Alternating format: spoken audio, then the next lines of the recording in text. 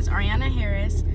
Welcome to my TED Talk. Today I will be discussing death and dying. Death, as we know, is something everyone has to go through, whether it's someone close to you passing away, or maybe even you are laying in the hospital on your deathbed. Some people are dying because of health issues, and some people die unexpectedly. There are decisions people have to make when it comes to death. For example, say you are passing away from, or maybe not you, maybe someone in your family is passing away from a disease or disabilities. The family could allow euthanasia to be used to painlessly end the life of a loved one. Another option would be assisted suicide. This is where the patient that is passing away decides to, I'm trying to put it in so they can self-administer the lethal medication whenever they feel like it's time to do so. So that's kind of like the patient is tired of living and they're ready to go, and so they ask for the assisted suicide. I first learned about assisted suicide in one of my classes in high school. I was in health science, and we watched a movie that was based off of the assisted suicides that people asked for, but the doctor that was doing it was kind of getting murder charges. That was a very interesting movie. I just do not remember the name of it. But let's continue on with my TED Talk. So, let's start talking about some health programs that helps with death. I once had a friend, I have a friend, and we were in high school and we went to go visit their grandparent. And I thought maybe we were going to an assisted living place. But it turns out when we pulled up, the place said hospice. And I was still pretty young. I didn't really know what a hospice was until we went in there, and I seen that the family members were sad, that the grandparent was they kind of already looked like they were passed away, but they were still living. And to me, it kind of looked like a hospital, but a assisted living place put together. I didn't want to ask my friend what was going on because she was obviously grieving. But later on, I started to notice, after the grandparent had passed away, that a hospice is a program committed to making end of life free from pain, anxiety, and depression as possible.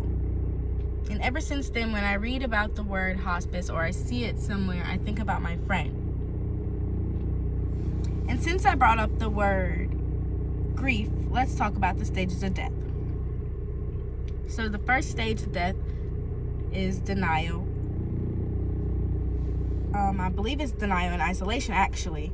This is where the person who is passing away is in denial that they will be dying. They don't believe it. They don't really want to hear about it. They do not think it's going to happen. So the second stage of death, or the dying stage, is anger.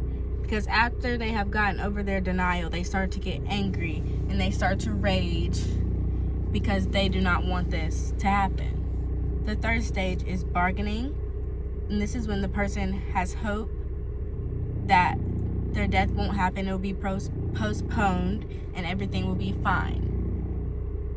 After getting past this stage, you kind of go into the depression stage. The depression stage is when they are starting to accept the fact that they are dying, and they get sad. They really just want to be left alone. They want to prepare themselves for the death. The last stage is the acceptance stage, and this is when the person develops a sense of peace, and they may desire to be left alone while they're passing away. Everyone everyone deals with and goes through death differently.